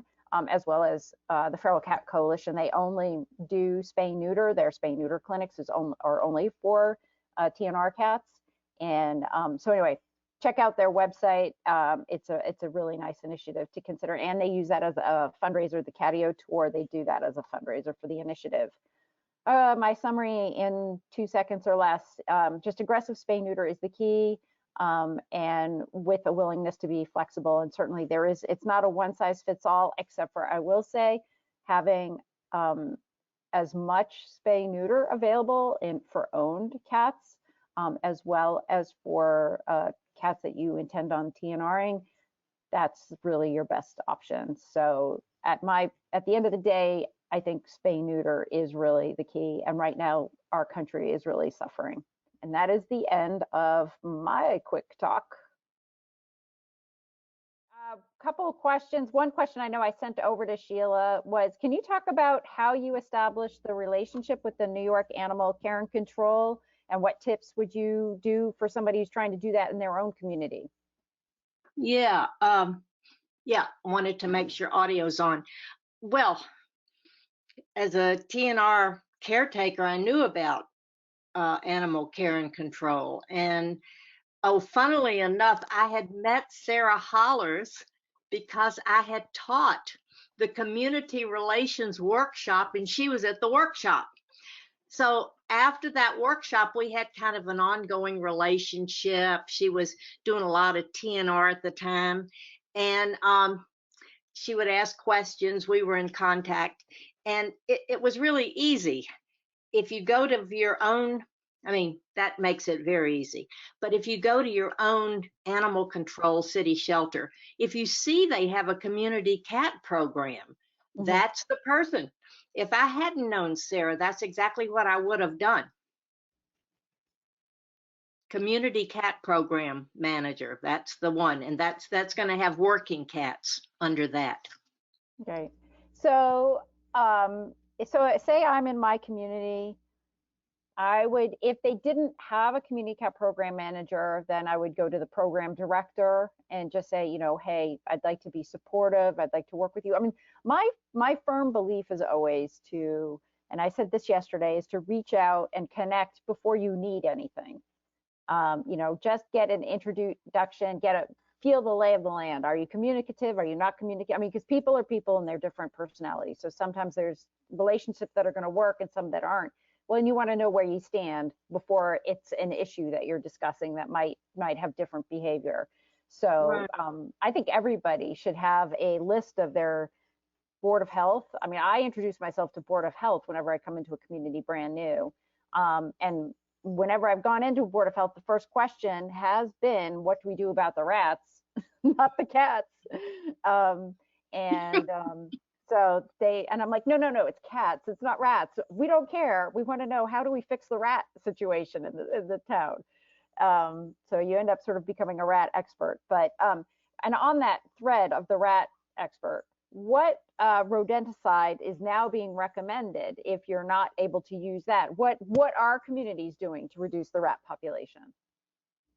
Well, in New York City, they're still using rodenticide. And in terms of the brand, I would have to look it up. It was in the newspaper recently, but I can't tell you exactly the name of the poison that they're using. So there is supposedly a non-toxic rat, like it's I'll look it up over the break. Oh, you're talking new techniques that are not using. Yeah, hold on. Yep. I got something on that. Yeah, I think it's about 2 or 3 times as more expensive, though. That's a problem. Yeah. Back to what you were before. While she's looking for that, while you were talking about meetings, Sheila taught me early on, to get your credibility, go to every community board meeting, go to your local precinct meeting. That way, when you show up with a cat issue, you're a known commodity. Oh, this is Sheila. She's been coming to our precinct meeting. Get those relationships ahead of time before your back's up against the wall and somebody wants to eradicate all the cats. Okay, yeah, that's absolutely true. That goes for establishing relationships with your police department too, your local police department, in case you ever have cruelty issues in your area. So yeah, here's some contraception things that are supposed to be non-toxic. There's ContraPest, and but you need it's a contraceptive. It's not it doesn't sterilize them. It really is kind of like birth control. And there's some complaints because you need a continuous supply, and you have to replace it every 30 days, et cetera, et cetera. And it is hazardous to humans and domestic animals. Also, there's rat X pellets.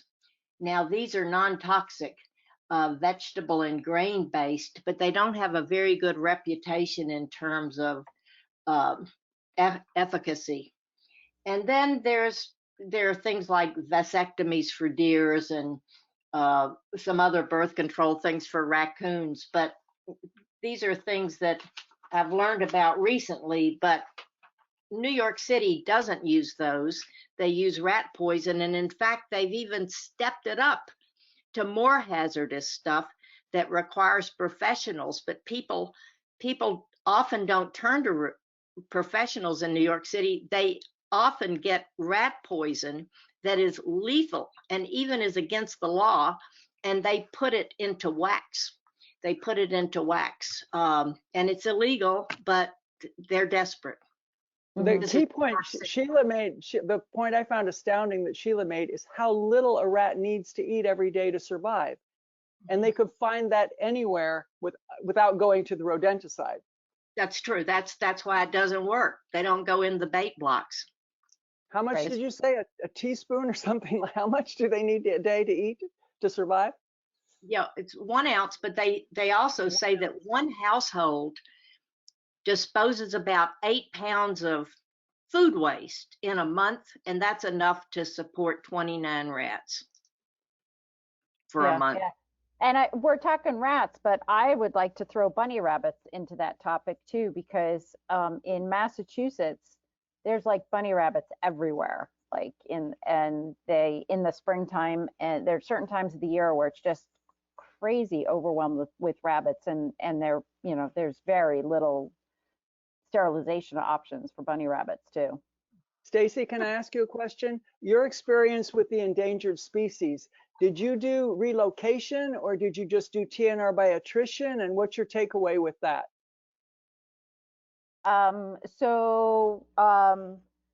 The situation with the Fish and Wildlife, which was really probably the closest to the conflict areas, they backed off. We just stayed the course. So we offered free to low cost spay neuter for owned cats in that designated area. We were partnering with a small local group, and they continue to maintain some public feeding stations down there, as well as really picking up their efforts to ensure that there is no unsterilized cat out there. The cats that were there were all like 5 to 7 years of age. They had already reached like 100%, but it was a beach location, so it's very seasonal. So they needed the team to watch for the folks that moved out in August, but they didn't take the cat with them, so they needed to be there to ensure. So they allowed the old static colony population to stay, as long as the group promised to ensure that any newcomers were put up and transferred and put up for adoption. Now that was several years ago, so I'm assuming that everybody has aged out and those feeding stations are probably closed now. Well, that confirms that the science I'm finding that a gradual transition back to no cats is much better than pulling all the cats out, because things have to happen gradually. Otherwise, you're going to get another invasive species that's going to take advantage of that vacuum. Right. So, I mean, in the scenario, if the Fish and Wildlife had said, no, you can't support TNR, and all those older cats had to be pulled out and removed, that was going to isolate that organization. That organization is going to say, forget it, hands off. This is your problem. You deal with it. We're going to walk away. And then, all the cycle was going to start, because Adam and Eve, we're going to have a new Adam and Eve, and it was going to all start. And I had the numbers to say, I can tell you 3 years down the line, you're going to have this number of cats that are not sterilized there. And they were like, okay, we're sold. That scenario doesn't work for us. And so they agreed to work with the group.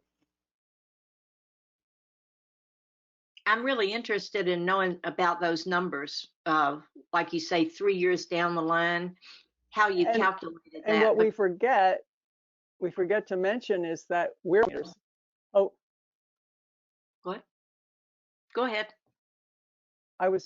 Who's talking? I was frozen. Are you? I'm sorry. Oh, I'm sorry. What we forget to say, we're free. Volunteers are willing to do TNR for free. They're going to have to pay for extermination. They're going to have to pay for euthanasia. That's expensive proposition. But if you've got volunteers willing to do TNR, that might, if they're on the fence, they're going, well, I don't know how this is going to work, but hey, the TNR, if we can get donations from the private sector and free labor to do that, I like that option.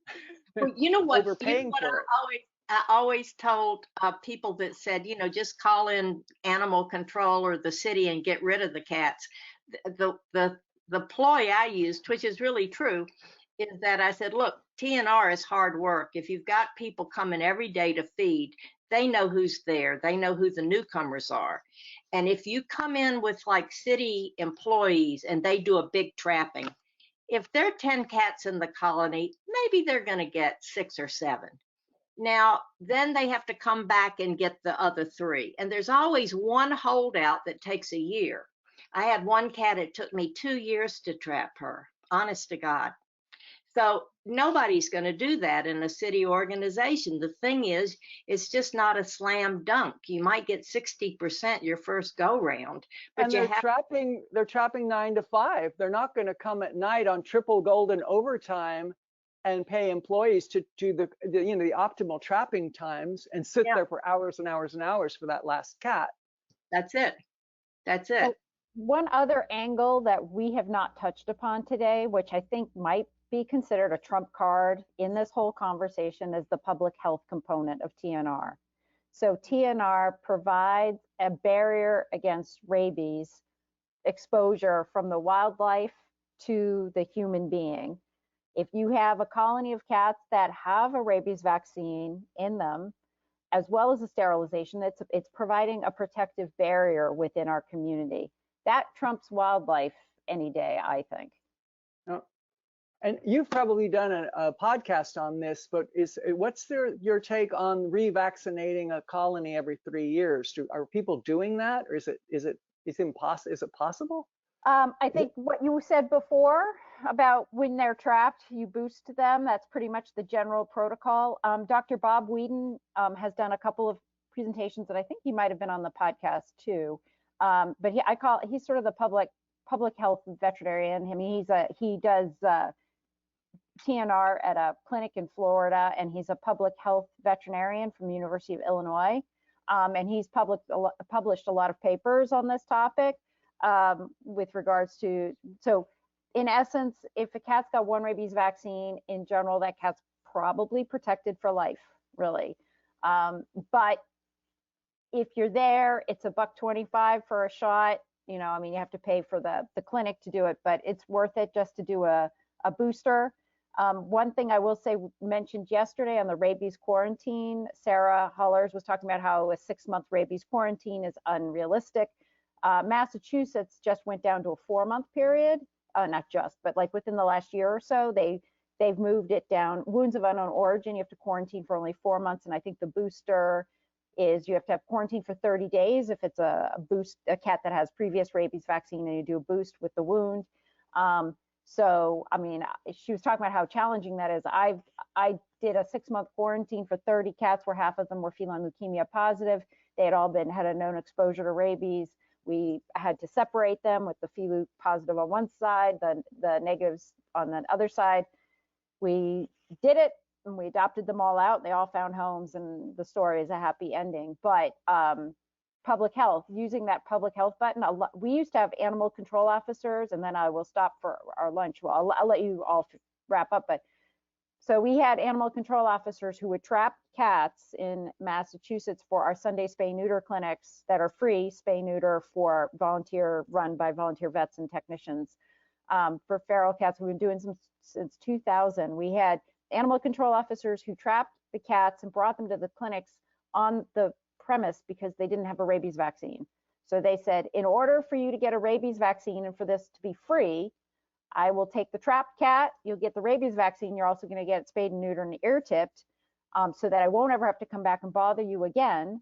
But you need to have, because of state law, you have to have a rabies vaccine. And the animal control officer brought the cats to our clinics, brought them back, did amazing stuff like that. And it was all free, but it was a cat they didn't have to euthanize. And it was all based on that rabies vaccine law. Wow. Excellent. So, yeah, we don't pay enough attention to that. We don't emphasize that enough. It's true. Just my final note would be that the three of us are working hands-on with cats and how we collide with, nature. Our third panelist who couldn't join us, Rosanna Ceruzzi, she's actually a federally licensed, certified wildlife rehabilitator. And she fully endorses TNR as the best way to protect wildlife. She has the cats among all of the animals there on Roosevelt Island where she works. And I'm sorry she couldn't give the endorsement, because she gave that, her side, coming from the full-fledged animal rehabilitator side, she fully sees the credibility and the value of TNR. So I'm going to give that endorsement in her stead, since she couldn't be with us today. Good, good. One last thing, somebody was just saying, well, I have an animal control officer that does absolutely nothing. And I will say our animal control officer in my tenure did absolutely nothing. This was an animal control officer that felt that that terrorists could poison feral cat food and that there would be a pandemic of disease spread from community cats. So we had a very anti-TNR animal control officer, which lived across the street from our shelter.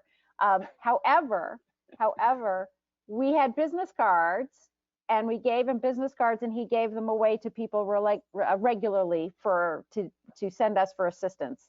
So if you can at least get somebody to take a stack of your business cards and just say, hey, just so you have them, you'll be surprised. You'll just be surprised how people will come to you. And however, if you had reminded that guy daily that you thought he wasn't doing his job, those would have gone right in the garbage. But just keep it open. I learned this from Sheila. Just keep the conversation going. You never know. Yep. You never know. Excellent. Well, I'm glad we found a little bit of time for a little Q&A. Folks, I know there are some questions we didn't get to. We'll get those off to the speakers, and they can respond to you directly if they feel like they can do that.